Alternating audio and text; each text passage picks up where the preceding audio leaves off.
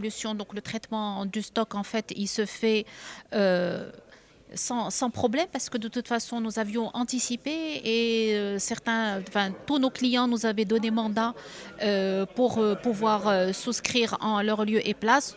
Nous avons donc, avant de le faire, dès le lancement du Tekaful, nous leur avons envoyé des emails pour dire si on devait les attendre pour venir, est-ce qu'ils avaient la disponibilité pour venir.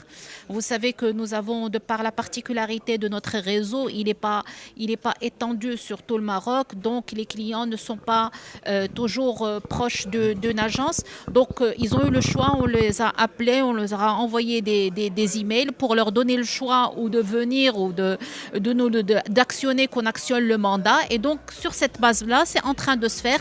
Et franchement, jusqu'à présent, nous n'avons pas de problème dans le traitement de ce stock.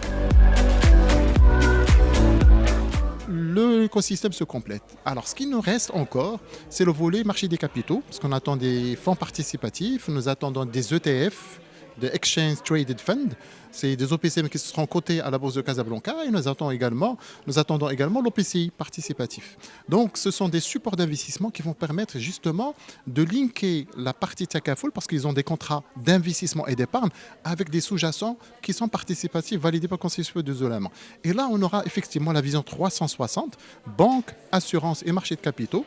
Parce qu'aujourd'hui, il n'y a plus de limite. Un client qui se présente dans une banque a besoin d'épargner, donc il passe par une compagnie d'assurance pour bénéficier des avantages fiscaux, notamment au niveau de la retraite, l'exonération de l'impôt sur les revenus, et son épargne, il investit sur des supports qui sont valides. Donc il y a un tout.